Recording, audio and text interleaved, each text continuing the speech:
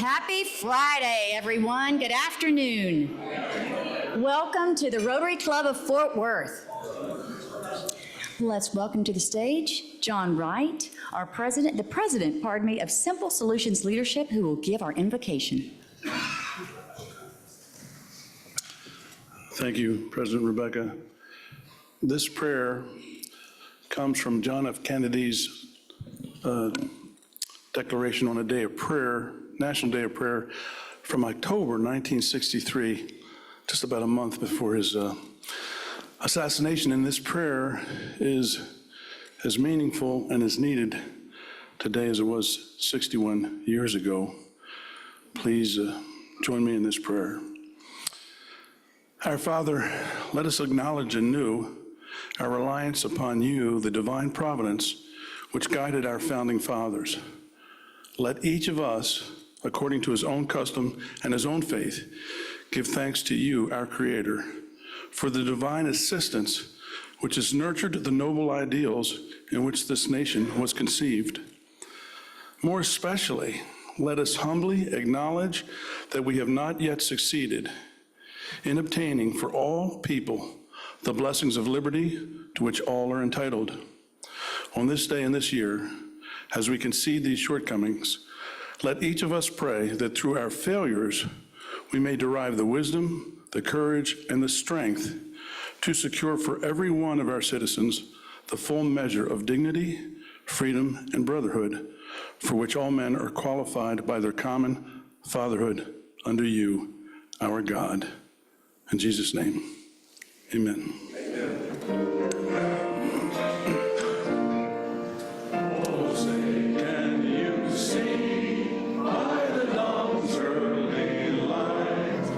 So proudly we hail at the twilight's last gleaming, whose broad stripes and bright stars through the perilous fight. All the ramparts we watched were so gallantly streaming, and the rockets' red glare, the bombs bursting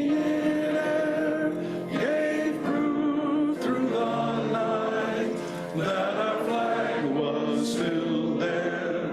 Oh, say does that star-spangled banner yet wave o'er the land of the free and the home of the brave. Thank you, John, and thank you, Wesley. Wesley, President and Director, Arts Fort Worth, who played our national anthem. Now to welcome our visitors is Adrian Cantu, owner Ace Physio and Performance. Here's Adrian coming up now.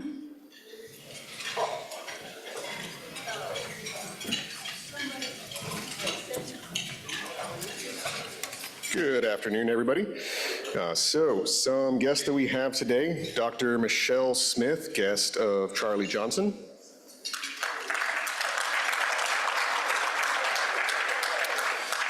Fred Ballard, guest of Ed McClin.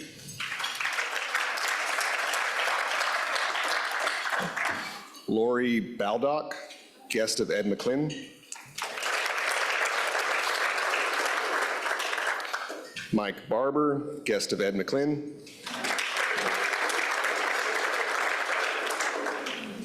Kelly Cotton, guest of Ed McClin.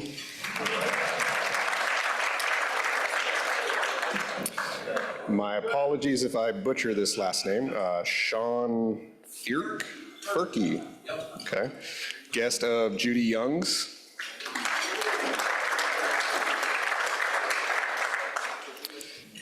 Jim Zada, my apologies. Guest of Ann Zada. Past President Bud Walker, guest of Jim Britton. Past President of Westside Rotary, my apologies.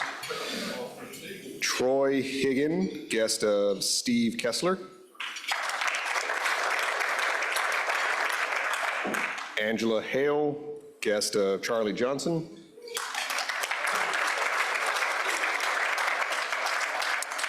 Kevin Shikotsky, doesn't say who's the guest of, so thank you for being here. Oh, guest of Ed. Oh, guest of Ed, okay. Amber Alexander, guest of Key Bryan, past President Key Bryan. Oh wait, sorry, looking different. And Dallas, oh, I'm gonna butcher this, I'm sorry.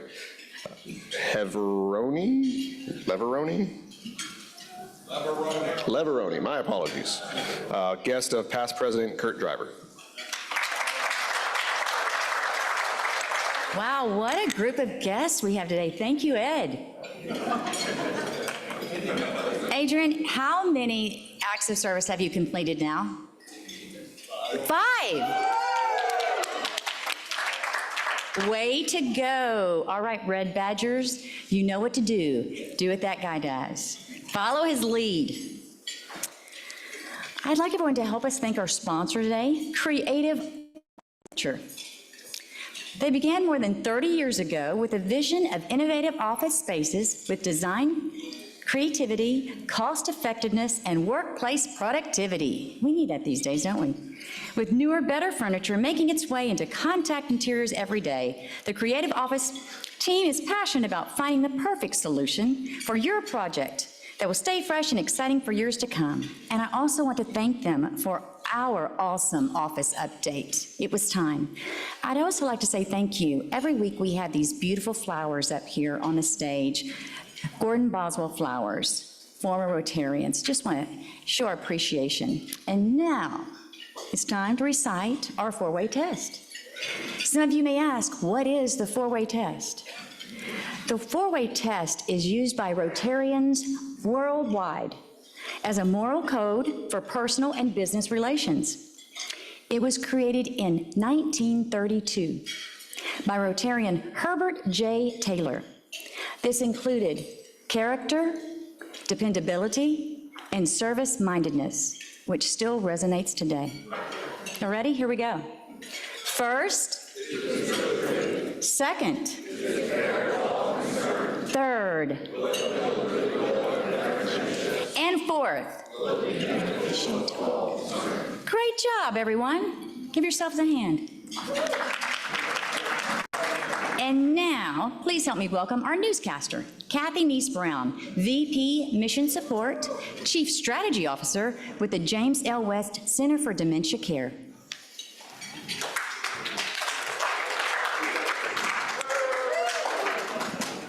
Hold those applause, just hold them. Adrian, I have an active service. I have an opening on the newscast calendar. Are you in? We're gonna work on this. Okay, this is a busy week for many of us with school back in session, among other priorities. Many turn to meds to temper the madness. Whenever I read a prescription label that reads, alcohol may intensify the effects of this medication, I never know if it's a warning or a suggestion. So there's a grocery merger in the works between Kroger and Albertsons, but there's a lawsuit pending as a result of the concern that the merger would cause price gouging. Yesterday, I made a salad out of $1 bills. It was cheaper. Give a person a fish and you feed him for a day. Teach him to use the internet and he won't bother you for weeks, months, maybe even years. So there's a shark encounter. Channel 5 noted that the kayaker happened into the shark's house. Sharks aren't so bad. If a stranger came into my house wearing a Speedo, I would probably attack him too.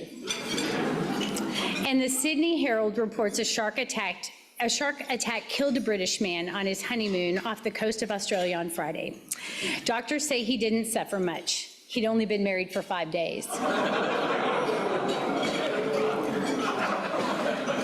I'm trying to do a PG newscast here. We're lightening this. The Olympics have ended, and there are a few stories here. And some of you struggle with history. I'm going to need you to catch up with me on this one, okay? Somalia apologized to the International Olympic Committee because they had no idea sailing and shooting are two separate events.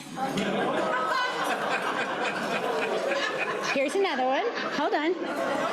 And the U.S. Olympic medal count is the most lopsided since the 1940 Games in France when the Germans took all the gold and silver. Who got that? You guys are doing better. I'm really proud. Okay, new car models are arriving. Volkswagen unveiled a new high-mileage gasoline car. Some things never change. The Germans can still make it to Paris in one tank. Okay. Here's a political one for you. And in politics.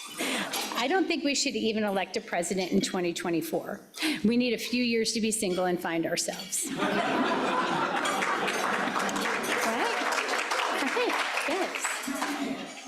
Who knew the easiest way to foil the Secret Service was to slip them a roofie? That was a bad one. Regional news. The Jehovah's Witness Convention will be held later this month in San Antonio. They're looking for newscasters. It's a tough crowd. All they want are knock-knock jokes. That was a good one. And in closing, I pray for this moment too, don't worry. Yeah. The Cowboys play the Las Vegas Raiders tomorrow. Thinking forward, when I die, I want Dallas Cowboys as my pallbearers so they can let me down one more time. That's the news.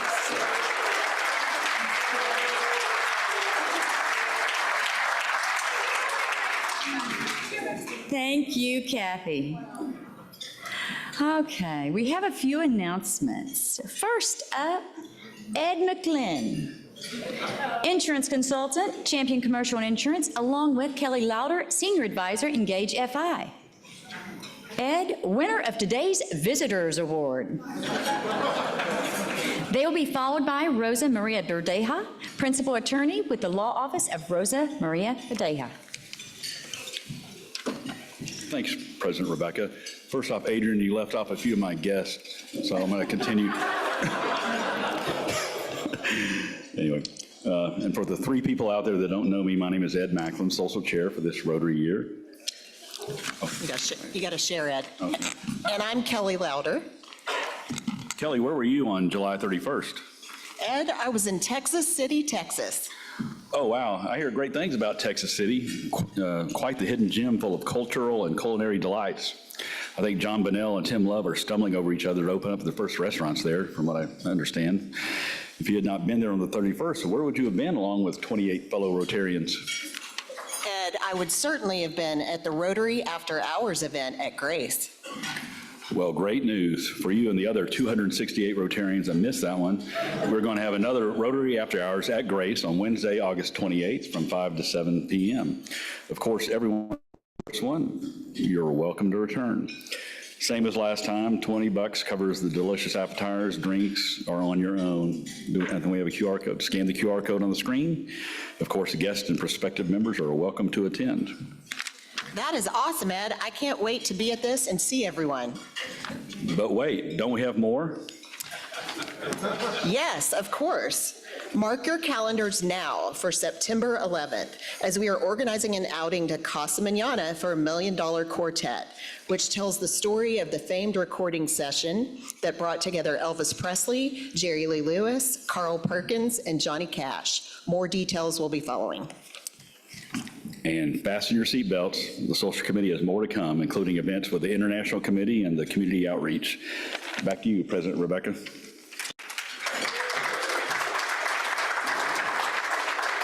Ms. Rosa. Happy Friday. The Richard L. Knight Rotary Minority Business Awards recognize minority-owned businesses that have demonstrated elements of our Rotary four-way test through their leadership, community engagement, and outstanding business practices in Fort Worth. Of course, these awards would not be possible without the support of our club and our generous sponsors. So far, we have the following sponsors.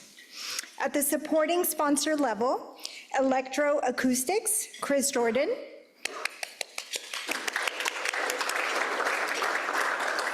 On the Spot Solutions, Johnny Anderson.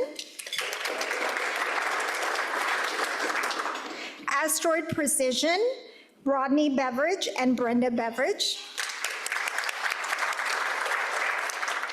Harper and Lucas Funeral and Cremations, Mark Lucas Kelly. And Janet Hahn. At the VIP friendship level, we have Thanksgiving, Kathy Sheffield. And Dynamic Development Strategies, Michelle Crum. Awards luncheon is currently scheduled for April, so there's still plenty of time to sign up to sponsor. To learn more about the various levels of sponsorships and what they include, please scan the QR code on the screen. There's a short registration form to fill out, and then once we receive that, we will invoice you, and we look forward to seeing you all at our luncheon in April. Thank you.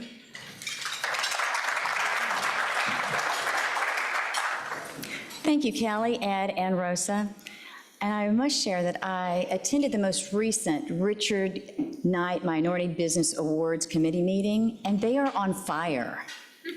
Seriously, they've done a lot of hard work, and to have that many sponsors already, great job. Sam and all committee members, as well as Ed and all his committee members as well, too. We appreciate y'all. We have a special Rotary Around the World segment. Are you ready? Corey Harris, Executive Director, American Heart Association, please come share your amazing Rotary experience with us. Thank you, Madam President. I had the opportunity of going to Tokyo back in May, and when President Rebecca found out I was doing that, she said, wait until I'm president. Flag. So that's why it's August and I'm just now presenting this flag. But if you'll notice the picture there, there was a little bit of a miscommunication. They did not know we were coming, but they received us with so much gracious, they put us at the head table. This is the whole leadership group. Next picture, please. And the food was incredible. So it was a whole tray. There wasn't a buffet. They delivered this tray of all this food. I had no idea what any of it was, and it was fabulous. But there was a little caveat. I knew about, well, don't ask, just eat it, right? There was a little caveat. I knew that you exchanged flags, but I was not prepared to give a speech. So the president of the Tokyo Club said, come up and give a speech. So I'm shaking, I'm standing, and I'm thinking, I know no Japanese at all. Like, I don't even remember how to say hello in this moment. And I stood up there, and so I bowed, I said hello, I think, and then I said, I'm so sorry that I do not speak Japanese. I would love to present something to you today. And they all laughed. So I went, okay, so maybe they understand what I'm saying. But they were, if you ever travel, take with you one of these flags, and also know some little statistics. They wanted to know how many members that we had, when we were founded, and different details like that. Oh, I'm sorry, go back one more. I forgot to tell you about the real Tokyo cowboy that I met. And he showed up to Rotary. He did not know we were coming, right? We were a surprise. This is him. He had on his cell phone that's hanging around his neck there, he had so many pictures of him and this beautiful horse and all these incredible places all over Japan, which if you know anything about the culture, you really do have to have access to resources to be able to do that. But he loved my boots, and if he would have spoke English and if I would have spoke Japanese, bless us, we were trying to use our app and it was not working, but it was really incredible. And the final slide is that is the four-way test in Japanese, and I loved it. And they recited their four-way test, and I recited it in English and stumbled a little bit because I was like, wait, hold on, what's number 4? So, Madam President, I present to you the flag from Tokyo. Look at this, everyone.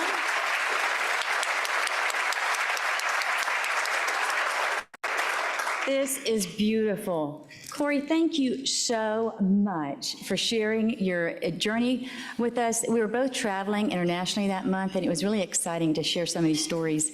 And everyone here can do the same. Just request one of our Rotary flags. You can ask myself, any of our board members, or Aurora, Aniva. And it can be long distance, international, or it can be local. It can be nearby, it can be right here in Fort Worth. So everyone, we'd love to hear your stories, who you're meeting, and come and join us, then you can share it with the whole group. Now, we get to introduce 2 new members. First, Dr. Joe Michaels, and he'll be followed by Karen Vermeer Fox.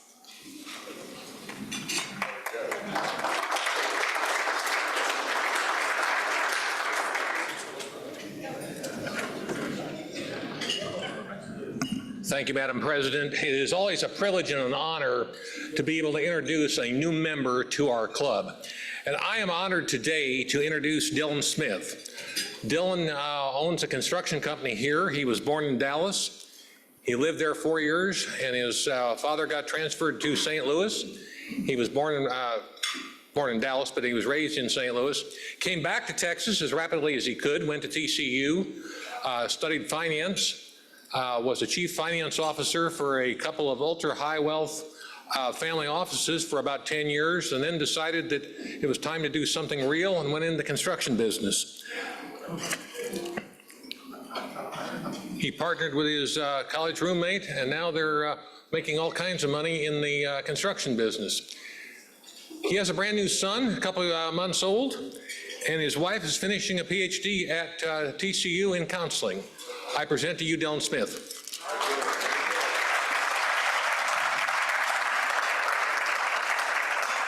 Good afternoon, Downtown Fort Worth Rotary. Thank you for allowing me to be here. Dr. Michaels, thank you for your friendship, acceptance, and also a good client of mine. Those of you that don't know Dr. Michaels, and there's very few, be very careful what you share with him. He remembers every single fact. So if he asks you a question, be very careful with your response. Anyway, excited to be here, excited to meet each and every one of you, and thank you for the opportunity.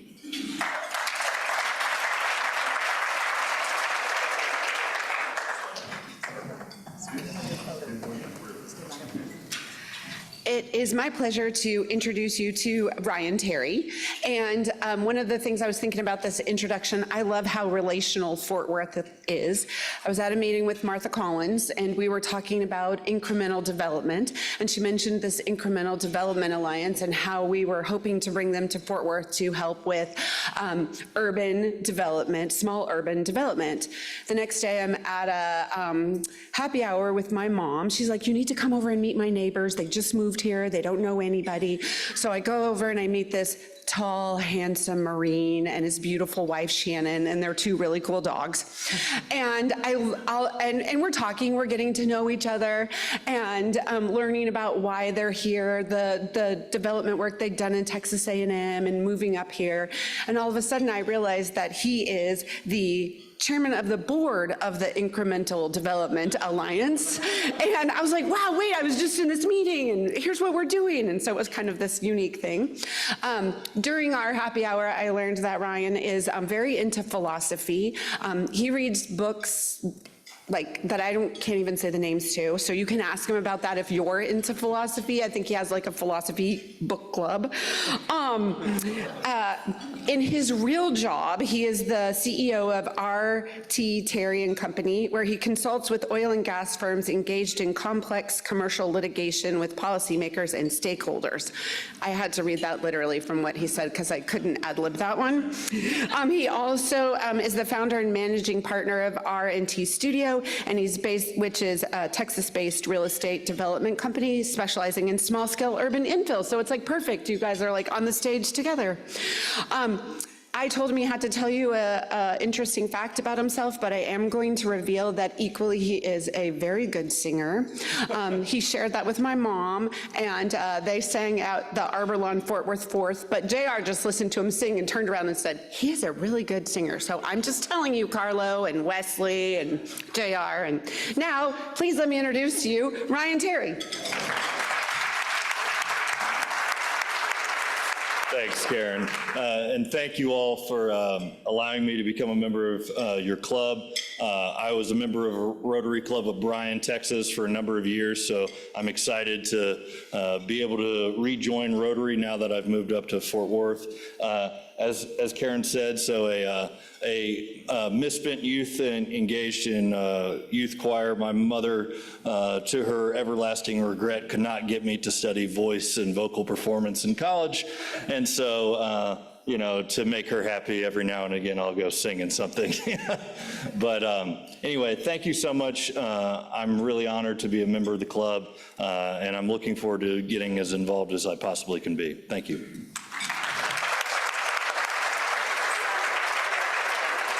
And we're all going to go this side, right over here. Were you in the Right, middle? yeah, right here.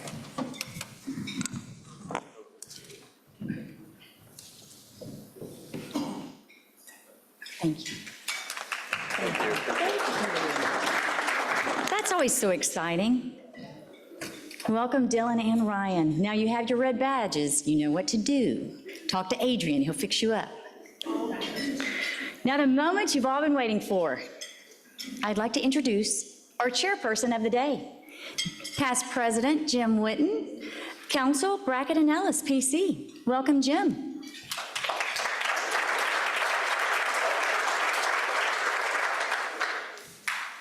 Almost feel like I haven't been here for a while. I hope you all read Jim Riddlesberger's bio in the rotograph. He's a proud son of Denton, distinguished alumnus of the University of North Texas and the University of Missouri.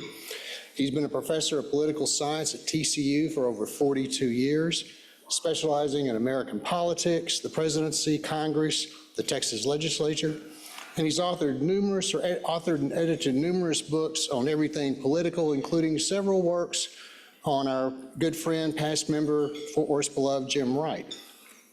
He's won numerous teaching awards at TCU, and in election years like this one, he is quoted by Texas media outlets almost as much as Steve Sarkisian. There's another part of Jim's bio that's not widely known for good reason. Jim and I have known each other for over 40 years. I know that because his younger son James and his older son James and my younger son Sarah both turned 40 this year. And I met Jim as he was dropping off James and I was dropping off Sarah at the nursery at First United Methodist Church. Well, James and Sarah ended up going to school together from kindergarten at Tanglewood Elementary through high school at Paschal and then on to the University of Texas. So for 22 years, I was pretty much stuck with Jim. I just couldn't go anywhere without seeing him. But for the 18 years since, I've really chosen to stick around Jim because he's such an entertaining and impressive person that knows so much about politics. I think you're going to enjoy his speech, but even if you don't enjoy it, you are going to learn something. So please welcome Professor James R. Riddlesberger.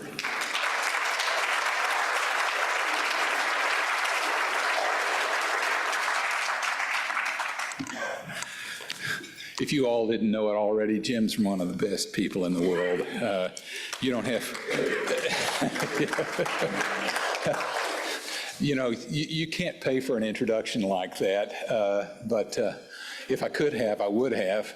I do have one little story to tell. When we turned 60, our wives happened to talk to one another, and Debbie said to Chris, maybe we ought to do this thing together since everybody wants to celebrate, everybody we know, is in common. And so we rented out Kincaid's.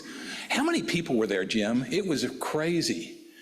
I don't know, but it was, we had a lot of Kincaid's burgers that night, and it was fun. So it was the Jims, and I shouldn't say this because it reveals Jim's age. He's 1 day older than I am. I'm glad to be here today. It's a thrill to be here today. I didn't know at the time that I'd agreed to come that I was going to be playing hooky from the opening luncheon at TCU. But as I said to several people as I came in, if I'd known that, I darn would have said yes, because that tends to be something of a cattle call every year. So I'm thrilled to be here today talking with you. We are in the middle of what Molly Ivins used to refer to as silly season. And I really kind of want to be, I say it kind of in a humorous way, but I also want to say it in a serious way. One of the good things about living in the United States is that we've experienced this political thing so many times that we know how to take it with a grain of salt and with a little bit of sense of humor. If you can't have a sense of humor, you can't really watch American politics, because it's a parody of itself quite often, right? We know that politicians are going to make promises that there's no way in the world they could possibly fulfill. We know that they're going to say things that are utterly nonsensical even when they're serious. And it's part of the problem. I've always said to these to people who live in nations who are aspiring to democracy, how sorry I feel for them that they're going to take it seriously at the beginning. And I don't mean that really to be cynical at all. It's that you have to have a certain grace and understanding in order to appreciate politics. This is not a new trait. Mark Twain made his entire career making fun of politics, saying if voting made a difference, they wouldn't let us do it at all. Will Rogers, of course, famously said he wasn't a member of any political party, he was a Democrat.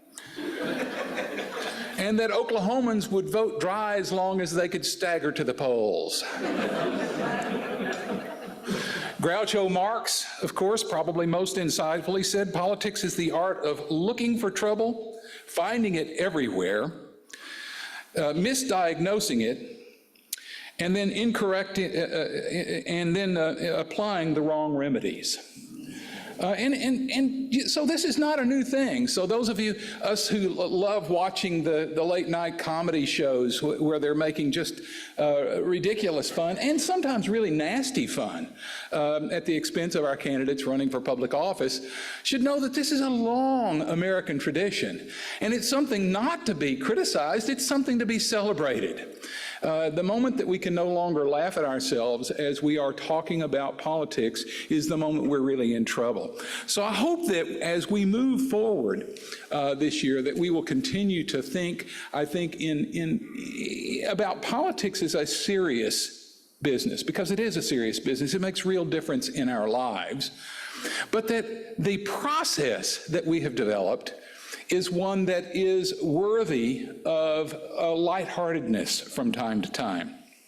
I think one of the things that has been missed in talking about the phenomenon of Donald Trump, who is a unique figure in American political history, is one of the reasons he was successful in 2016 in getting elected is that he did, in fact, hit the tone of making fun of some of the career politicians and their predictable promises that happen from time to time, and that people appreciated the fact that he had kind of a new take on American politics.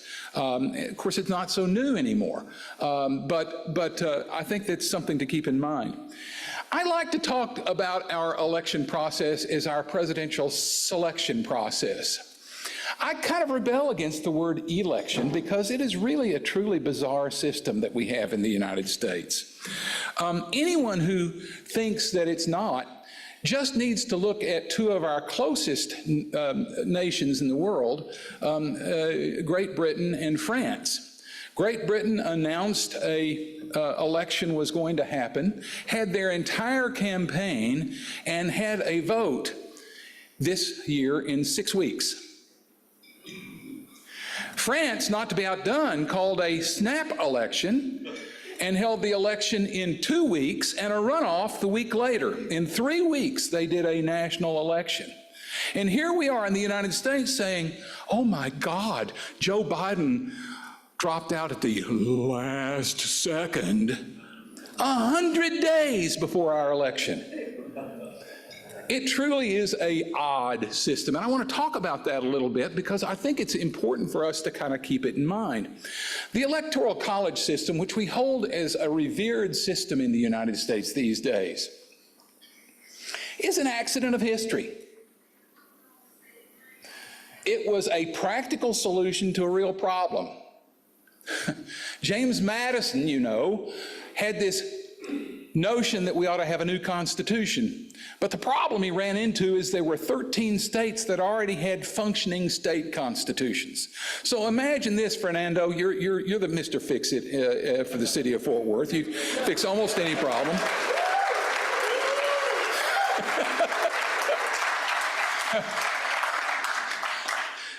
Imagine writing a new national constitution, superimposing it over 13 state constitutions without challenging state power.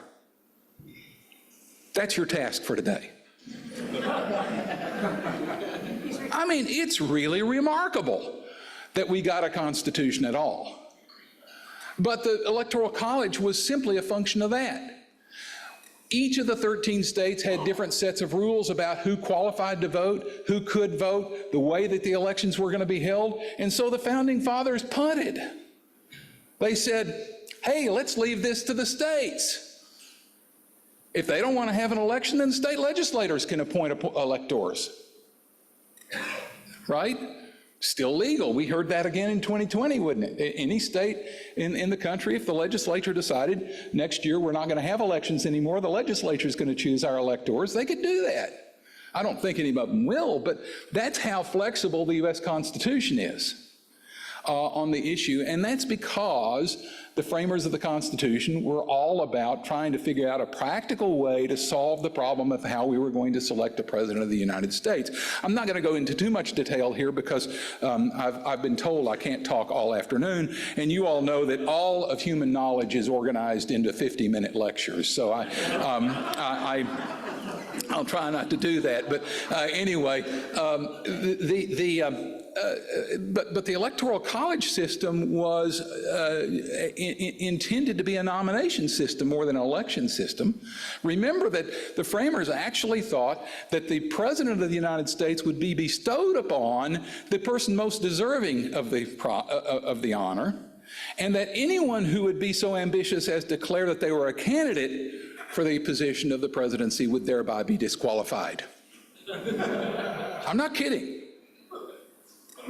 They didn't think that the Electoral College would, remember there were no political parties, there was no nominating system, so it was a way that the states could nominate people to be president, and if a majority of the electors thought that they knew who the president should be, then that person would be elected, certified by the House of Representatives, but if not, the House of Representatives would select the president with each state getting one vote. Oh, you talk about a nightmare. But that's the system that was there. So it was so unlike what we do today and how it's evolved over time, and some people hate it and other people think it's a cherished part of American history, but what has evolved over time is very different from what the framers of the Constitution intended. Okay? The second thing is our nomination system is to do with political parties.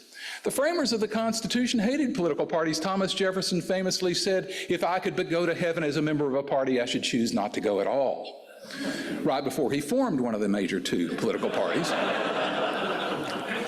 And of course, John Adams said, and this is one of my great quotes, I'm going to even pull my glasses out so I'll get it right, "There is nothing I dread so much as a division of the Republic into two great political parties, each arranged under its leader in concerting measures in opposition to each other." They thought that political parties would get in the way of reasoned decision-making. You know, the way you make decisions, and we all know this, right, is that reasonable people get into rooms, and even if they disagree with each other, they can all see the same facts and somehow reach a consensus about how we might go forward. All of us have seen that happen because we do it in our own lives, okay? Even though Kathy talks about misery being only 4 days of marriage, you know, we all understand it in marriage for certain, right? I mean, this is the nature of decision-making. The nature of decision-making is that reasonable people sitting in rooms can sort through the evidence and sort through the problems and come up with a solution that is not ideal, but one that everybody can live with. Well, that was what they thought political parties would keep from happening. And through much of American history, we've been lucky that our political parties have been regional and ideologically diverse.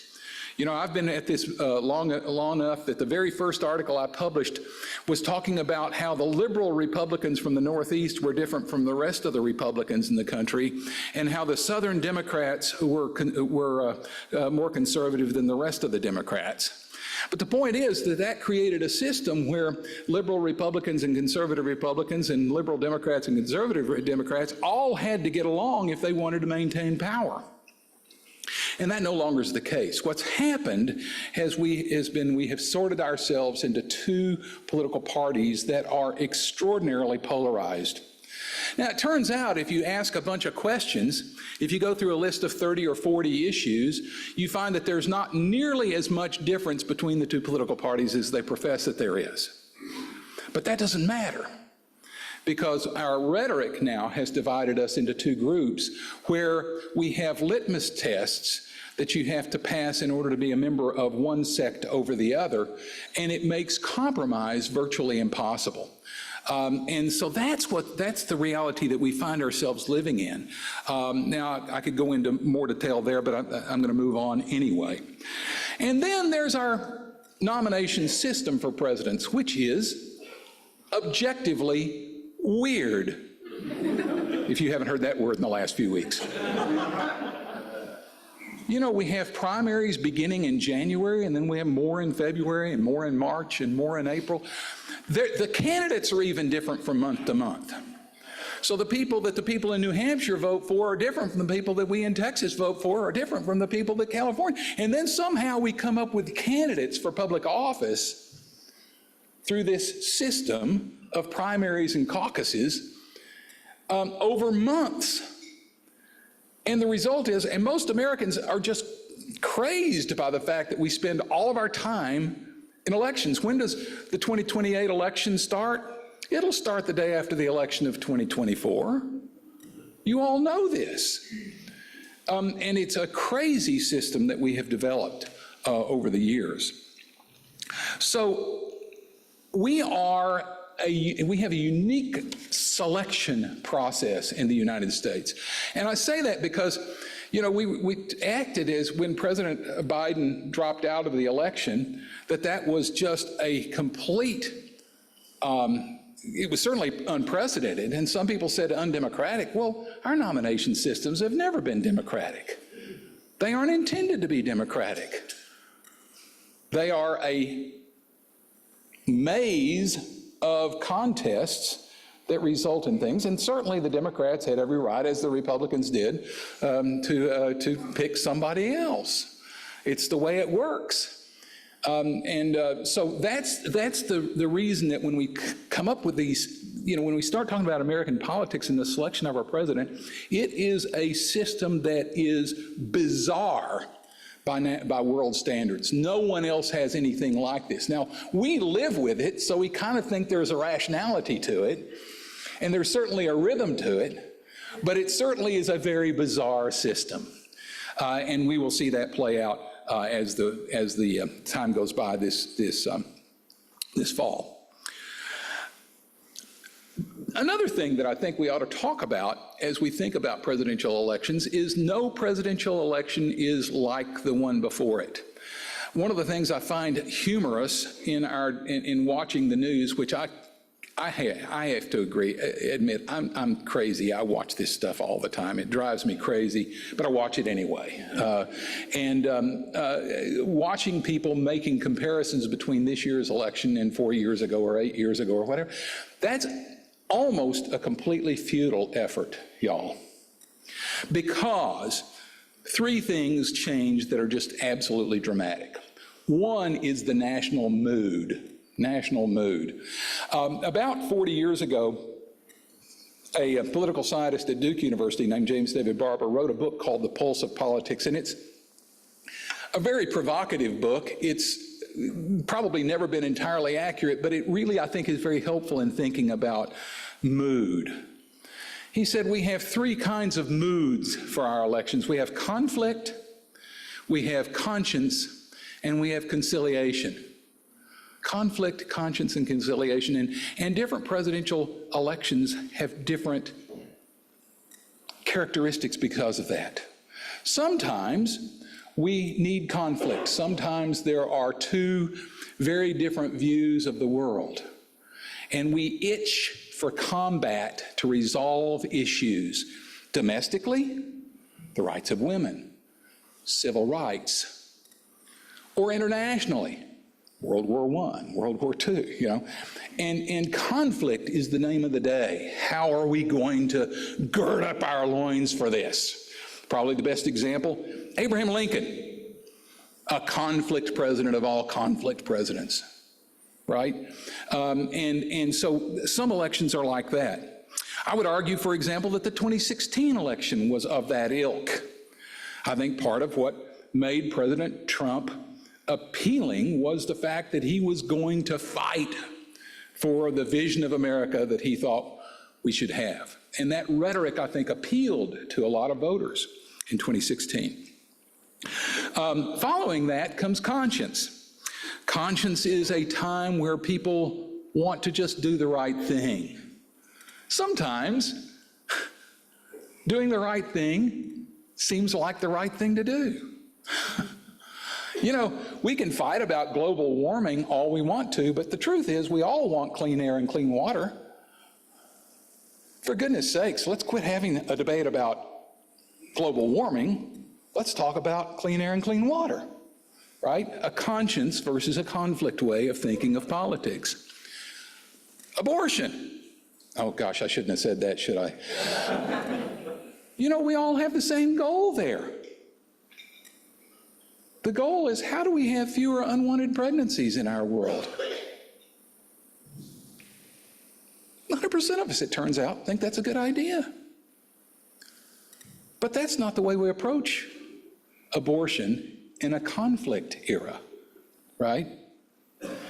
Instead, in a conscience era, you want to find solutions, okay?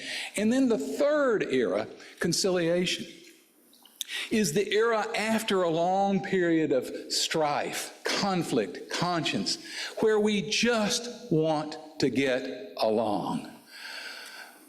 Jimmy Carter says, if you elect me president, I'll never lie to you. And you know what? In 1976, that was all we needed to hear. Turned out in 1977, we wanted more than that. But in 1976,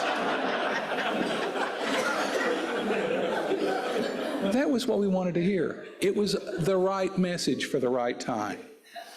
And that is a characteristic, I think. So this year's election is not like the election of 2020. It's different. It has a different feel. The national mood is different. Okay? Time is different.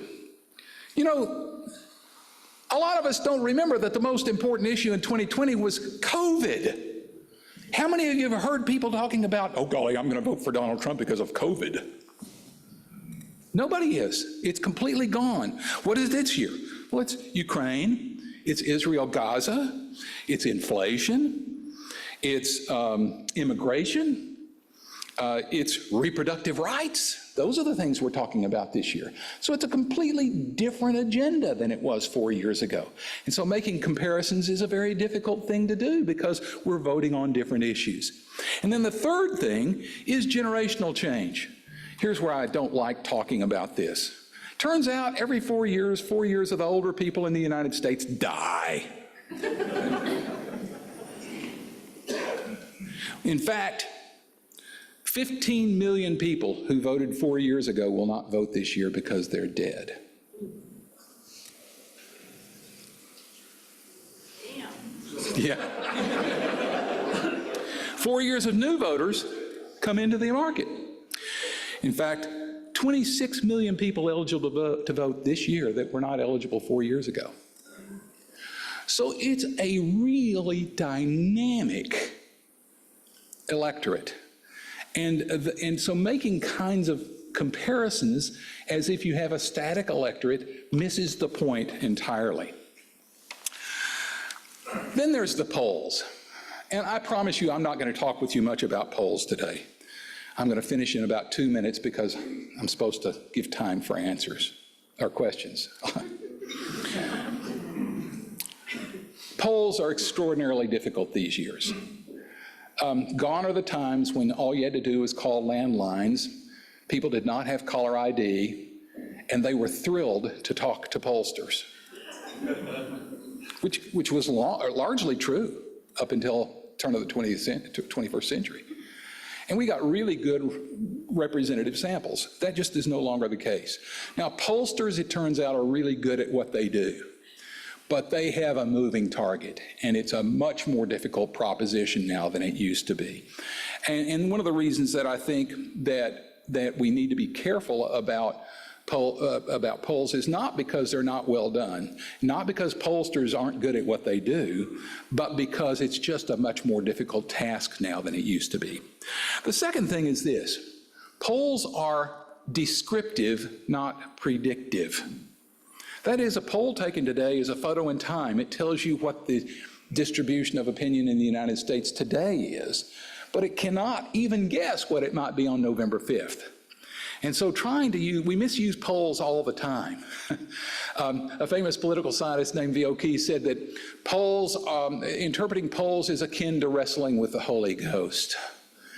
And I've always liked that imagery because it's a very, very difficult thing to do. 3, there's a Trump factor in polls. And we don't know what it's going to be this year. We know what it's been the last 2 elections. And that is that Trump overperforms polls. Now, between 2016 and 2020, the pollsters said we've fixed that problem, only they didn't. In 2020, it was off by about, the polls were off by about 3 to 3.5%. Not a huge discrepancy, but enough in a close election to make a difference. And we'll be that close, I think, this year as well.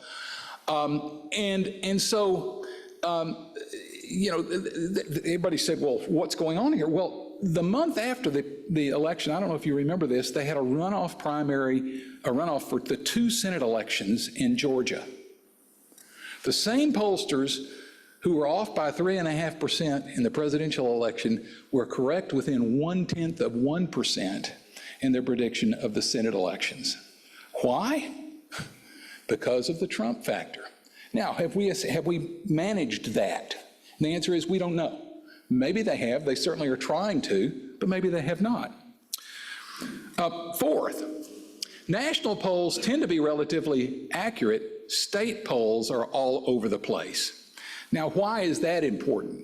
Because it turns out only 7 states make a difference in the outcome of this year's election. You all know this. 83% of Americans will cast votes in states that just don't make any difference at all, including us, including the folks of California. 43 states aren't having a presidential election this year. You're a lot more important if you live in Nevada or Arizona or Wisconsin or Michigan or Pennsylvania or North Carolina or Georgia, because that's where the votes. Now, the states change a little bit from year to year. Remember when Ohio was the state that was everything, but it's a weird system. And the result of that, because of the Electoral College, is it's the state level polls that make a difference, and they're not nearly as accurate as our national polls. So, where are we today? Well, in the first place, I think we have a lot of what I call noise still in our polls right now. Joe Biden did just drop out not that long ago. There's that confusion. There's the confusion about the two new candidates. There's the confusion about people reacquainting themselves with Kamala Harris. Many people didn't know much about her. Vice presidents, for all of our discussion, don't make much difference. But that's the story. So what's going to happen this year? The answer is we don't know. It's going to be a close election, I think, and a third of the people in the United States will make up their final mind after Labor Day. That happens every 4 years. And I've always said probably the wise people will start thinking about the election about Halloween. And we'll have an election in November. But it'll be an interesting one to watch. And I'll stop there because I'm out of time.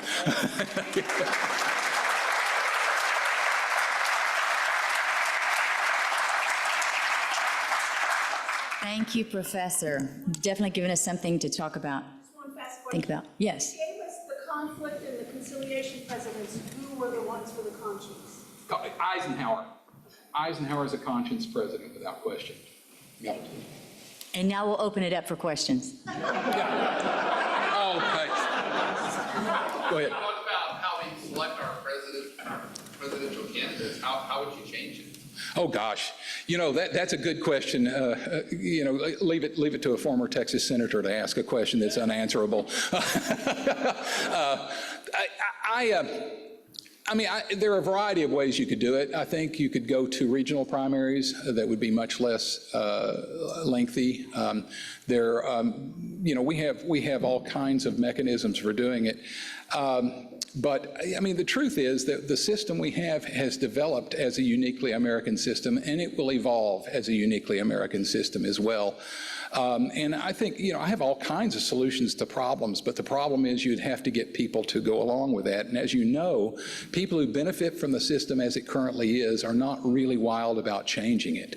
So we're seeing this election. Look, up until 1976, a small minority of our delegates to the national conventions were chosen through primaries. In 1968, only 12 states had primaries that year. That's the year that Robert Kennedy was of course, assassinated. We just finished the California primary, which was in June then, not March. And most of our delegates were selected through caucus systems. So the truth is, here we are in 2024, and our nomination system is entirely different than it was when we were kids, or at least when I was a kid. Some of you are younger. So it evolves over time. I think most Americans would like to see the system have a shorter primary season. That could be handled too. All you'd have to do is say, look, we're going to have all of our primaries in July and August. There were states having primaries this week, right? We had ours, what was it, in 2015? I don't remember. We had ours in March. How silly is that? It really is a silly system when you think about it objectively. And I say that with no horse in the race. But I think we would all like to see that. And that could be done, of course, by state legislative action. It could be done by political party agreement. There are a variety of ways that you could do it. I thought I saw another hand over here. I just said question is Mark. Okay.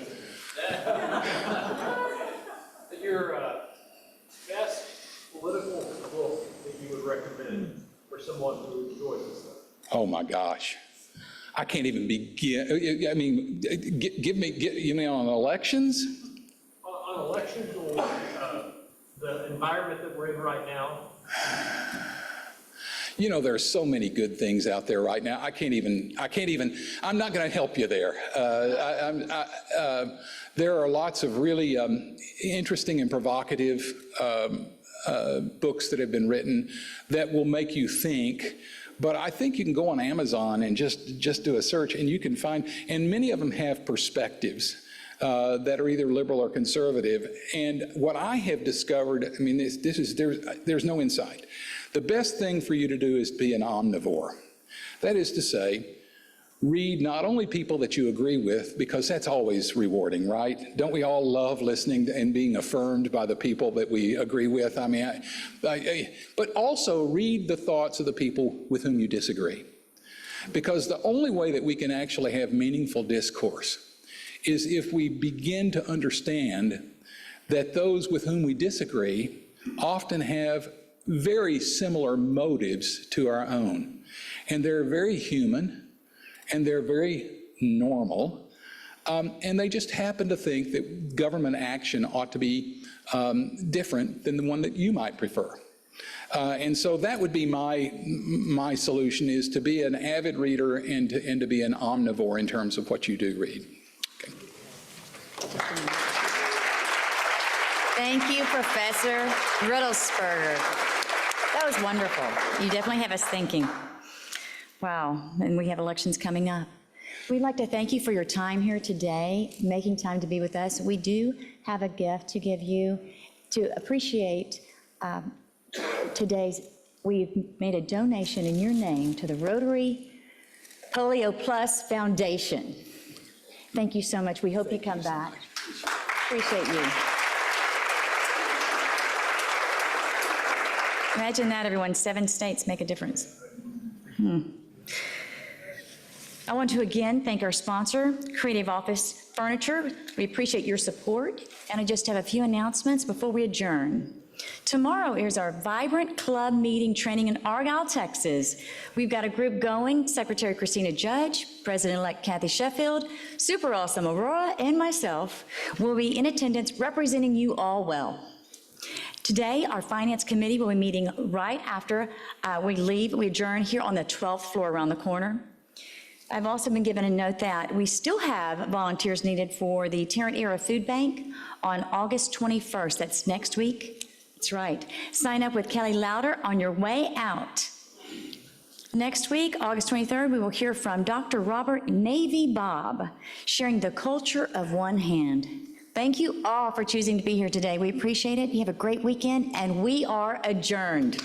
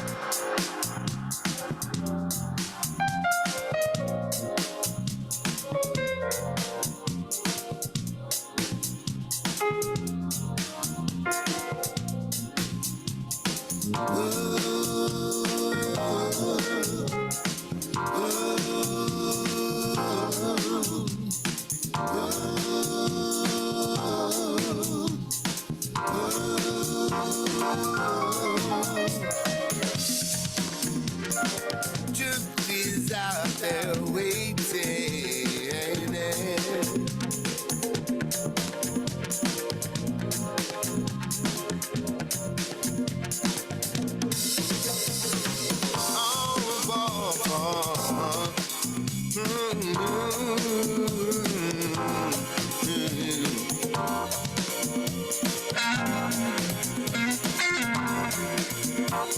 Oh,